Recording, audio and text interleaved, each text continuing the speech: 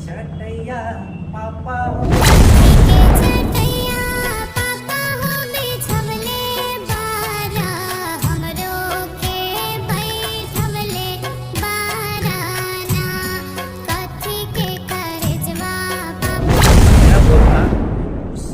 चटैया।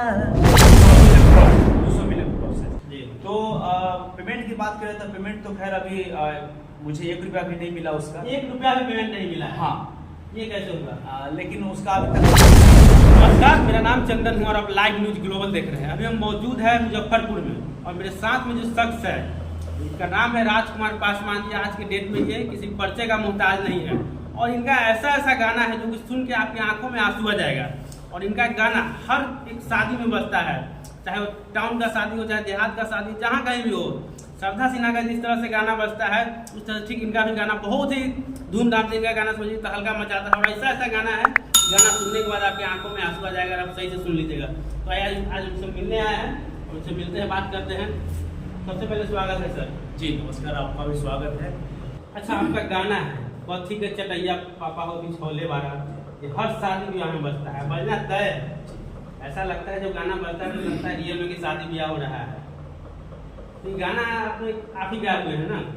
जी, वो गाना एक्चुअली उसका नाम पूरा है पापा घर पढ़ाया वाला और वो फौक मस्ती इंटरटेनमेंट चैनल से आया था। जो कि हमको जहाँ तक लगता है कि शारदा सिन्हा जी के बाद वो मेरा ही गाना था। शादी का दौर का गाना जो था सो लगभग रुक चुका था नहीं। तो लगभग 2018 में वो गाना मेरा आया था, पापा घर पढ़ाया वाला। उस समय से उस गाने का काफ़ी लोगों ने काफ़ी नकल भी किया, लेकिन आज भी वो गाना मेरा ही बजता है हर जगह। लगभग 166 मिलियन क्रॉस कर चुका है। 166 मिलियन क्रॉस कर चुका है। उसमें काजल श्री जी हैं साथ में। जी, उसमें अच्छी गायिका है काजल श्री। काजल श्री भी हमारे साथ भाई हैं। तो हम चाहेंगे पहले गाने को 2 लाइन आप गुनगुना दीजिए। उसका वो था जो काजल जी गाई थी, कथी की चटैया पापा हो बिछौले बारा, हमरो के बैठौले बारा।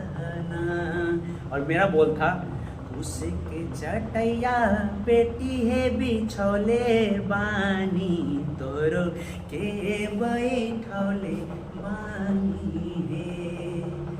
इस गाने को सर हम मतलब गाने को राइटर कौन है?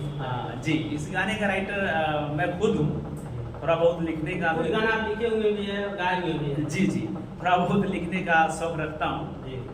इस गाने को लिखने में मुझे लगभग उस समय बात करें तो लगभग 3 महीना करीब हमको लगा था इस गाने को लिखने। एक गाने को लिखने में 3 महीना लग गया? जी।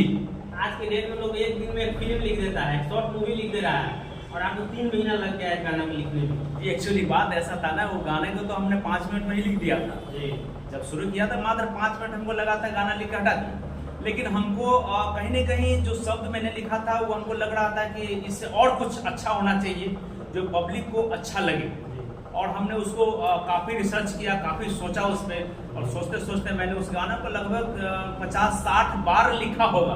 50-60 बार गाने को आप लिखे? जी। और पेज को फाड़ दिए? जी, पेज को फाड़ते रहे, लिखते रहे, फाड़ते रहे, लिखते रहे। अब हमको तब लग गया कि अब ये गाना बहुत ही अच्छा मतलब लिखा चुका है, शायद पब्लिक को अच्छा लगेगा, दिन पे राज करेगा। जी, राज करेगा। तब मैंने उस गाने को गाया और काफ़ी लोगों ने पसंद भी किया। अच्छा, आज के डेट में 166 मिलियन में गाना पहुंच गया हुआ है। जी। हर शादी विवाह में बजता है। जब आप गाना लिख रहे हैं, जब आप गाना रिकॉर्ड किए, मार्केट में छोड़े, तो आपको क्या लगा था कि इतना जाएगा गाना?